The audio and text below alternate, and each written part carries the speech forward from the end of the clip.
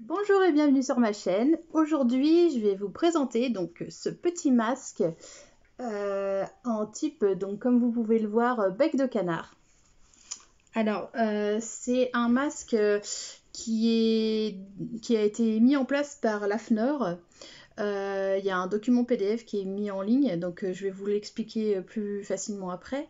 Alors c'est un type de masque barrière, donc évidemment c'est une confection artisanale, je le précise, qui est fabriquée avec du coton et évidemment il n'empêche en rien d'effectuer les gestes barrières lorsque l'on rencontre quelqu'un quand on va faire donc ses courses ou ses besoins de première nécessité. Donc voilà, pour effectuer ce petit tuto, c'est à nous. Donc pour effectuer ce masque, je suis partie de ce document.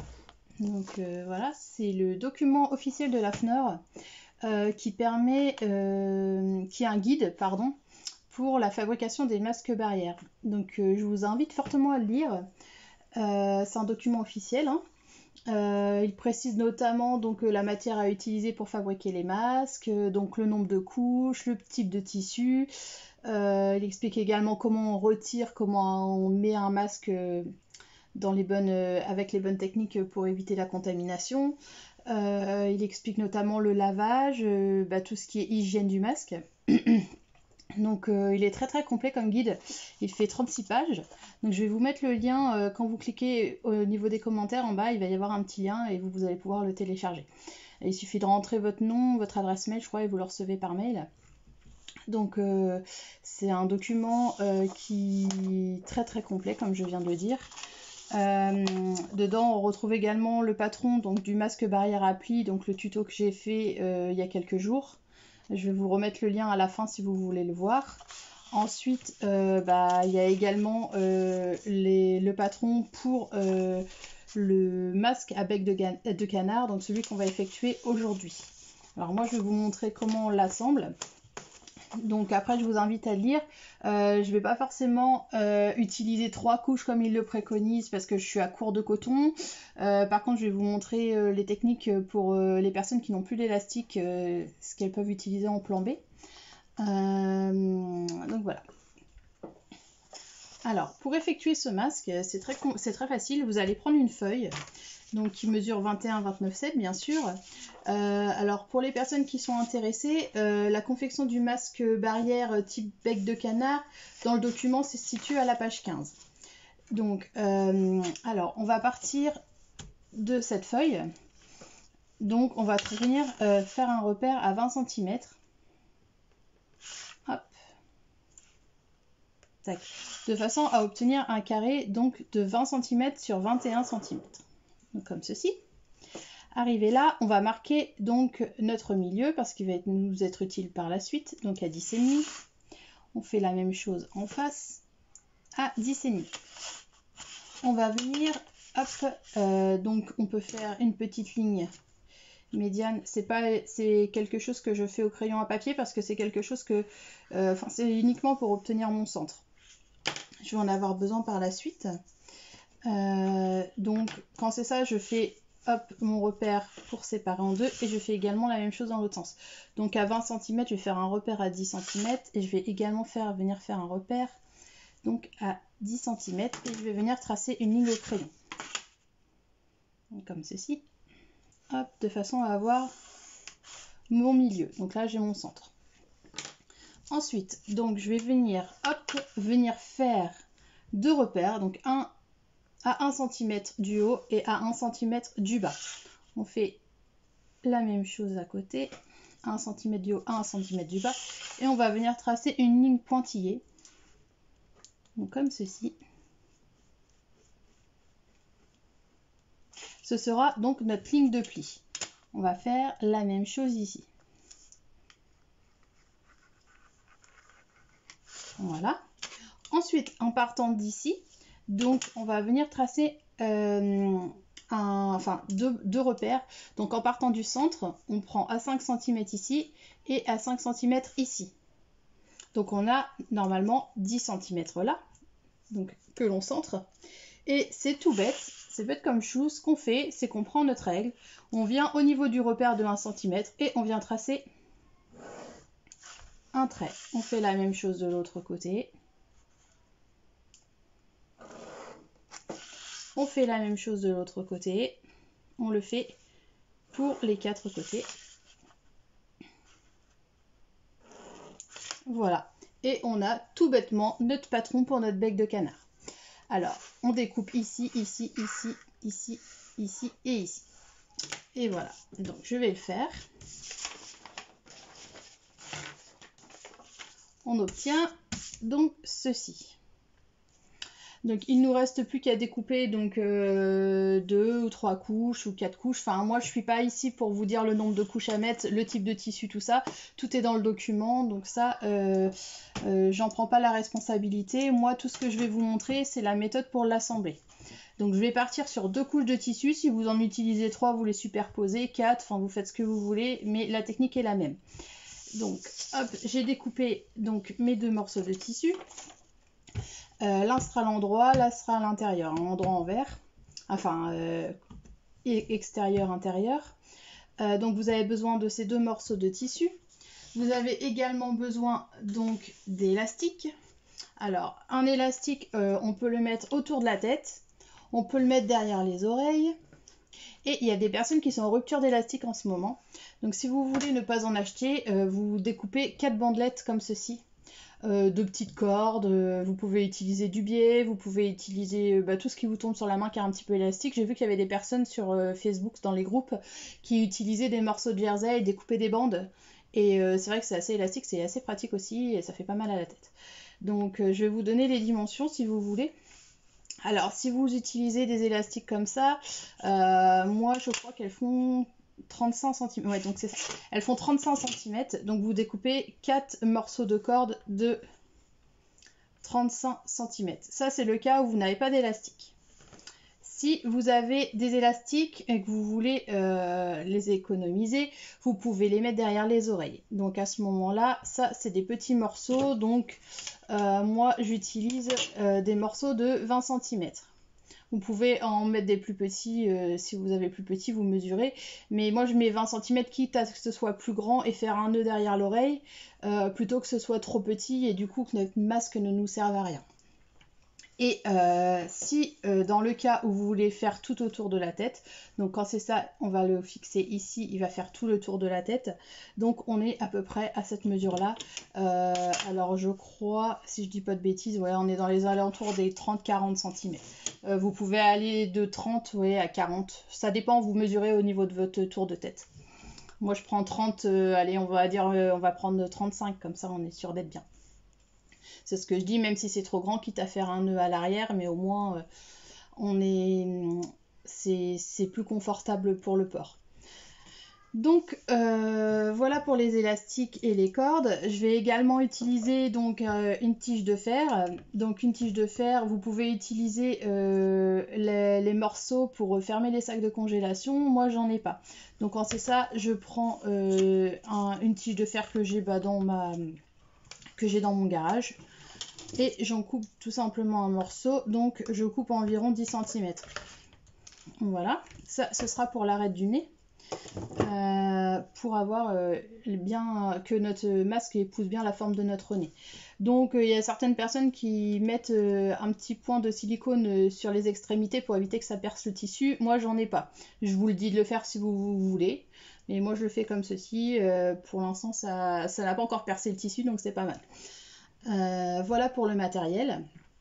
Donc maintenant on va passer à... Alors voici donc les 2 coupons que je vais utiliser. Alors ça ce sera l'intérieur de mon masque et ça ce sera l'extérieur de mon masque. Donc pour les personnes qui ont utilisé 3 couches, vous en mettez 2 l'une sur l'autre. De toute façon la méthode est la même. Alors, il suffit de prendre nos tissus et de venir les positionner envers contre envers. Donc, si vous avez une 3e couche, vous la mettez là, hop, et vous venez disposer votre tissu comme ceci.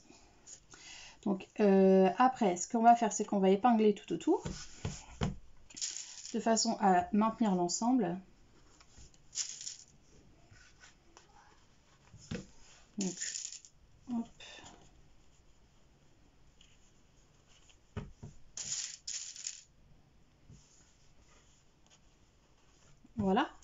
Donc comme je l'ai dit, ça c'est l'intérieur.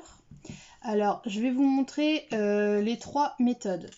Alors pour les personnes qui utilisent du fil, qui n'ont pas d'élastique, vous coupez vos 4 morceaux, hop, vous venez en fixer un ici, un ici, un ici et un ici, comme ça.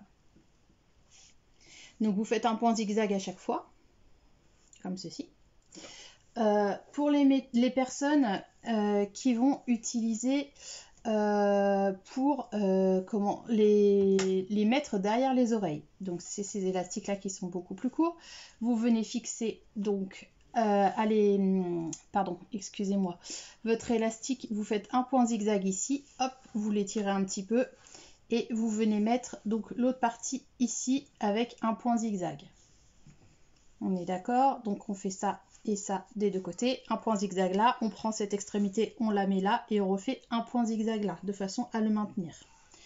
Et pour les personnes qui mettent derrière la tête, donc je vais pas découper mon élastique parce que j'en ai plus beaucoup, mais du coup on prend donc une partie, un des 2 élastiques, on vient le fixer donc ici, on fait un point zigzag, on fait le tour et on vient le refixer ici et on fait donc un point zigzag également et on fait la même chose en bas.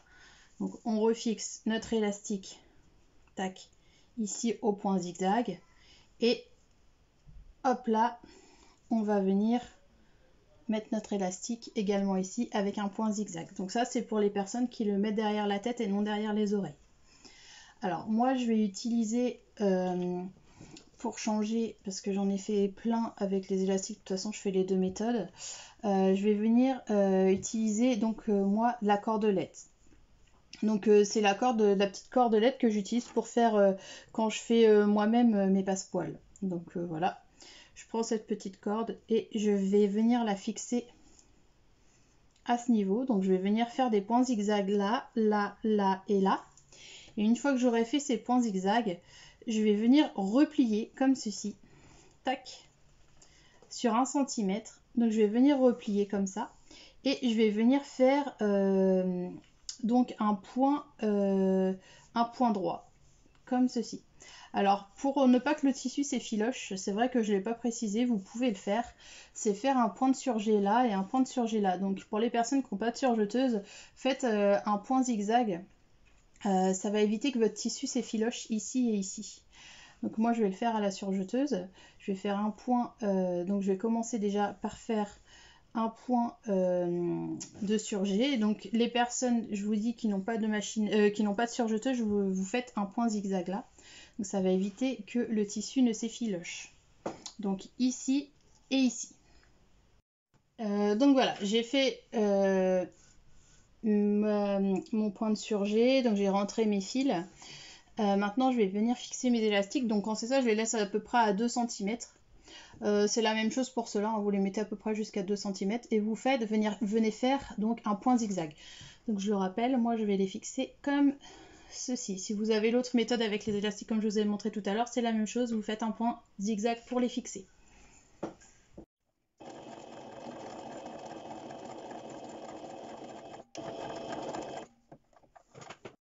Donc une fois que l'on a fixé donc élastique ou vos morceaux de ficelle, donc moi j'ai fait plusieurs allers-retours sur chacun pour pouvoir avoir un bon maintien. Alors hop, je vais retirer les petites épingles. Je vais venir faire donc un repli comme ceci, donc des 2 côtés. Un repli comme ça d'environ 1 cm. Et je vais venir épingler. Hop. Donc je viens épingler. Alors on le fait ici et ici. Pour le haut de notre masque, donc tout à l'heure j'avais un petit morceau de fil de fer qui est ici. Alors ce qu'il suffit de faire, c'est de venir le centrer, comme ça tout simplement.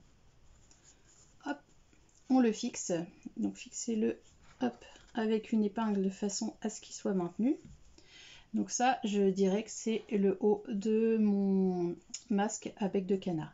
Et on va venir donc faire une couture au point droit ici.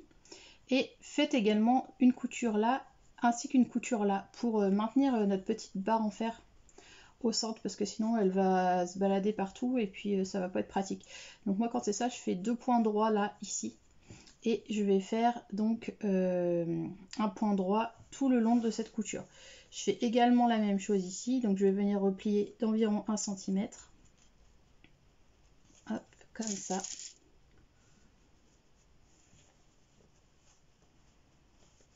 Comme ça. Et comme ça, et je vais venir faire une couture. Donc je rappelle, une couture au point droit ici, une couture au point droit là, et 2 coutures au point droit ici, de façon à arrêter notre petite tige en fer. Donc n'oubliez pas de retirer le point zigzag, bien sûr, et de revenir au point droit.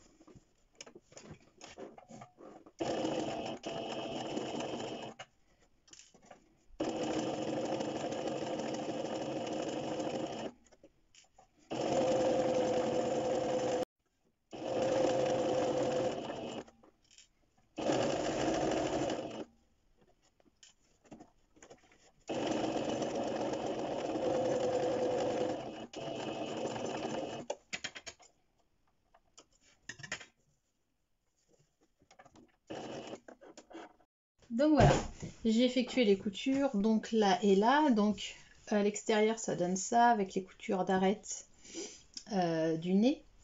De l'autre côté ça donne ça. Donc maintenant ce qu'il nous reste à faire, donc c'est on va prendre donc l'extérieur, on va venir replier comme ceci. Hop, voilà, et on va venir faire une couture donc ici et ici, tout simplement. On coud, donc on commence ici. On va pas jusqu'en haut, on s'arrête un petit peu avant l'élastique et on va coudre là et là. Voilà, tout simplement.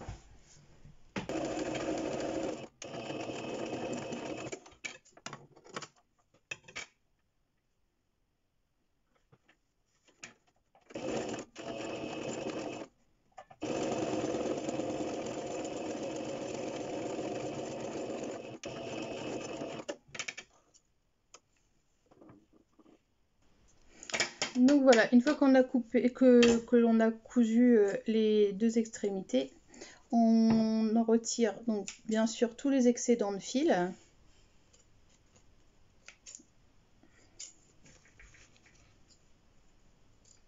Et on va venir donc retourner notre masque parce qu'il est tout simplement fini. Donc voilà.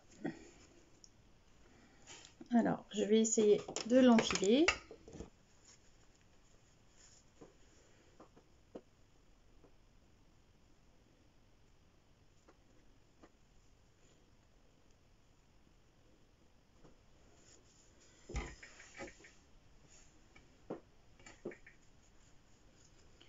Donc voilà. J'espère que ce petit tuto va vous servir et qui vous a plu aussi. Donc si c'est le cas, n'hésitez pas à mettre des j'aime. En attendant, donc merci d'être aussi nombreux à me suivre chaque jour. Je vous fais plein de gros bisous et surtout prenez soin de vous. Bisous!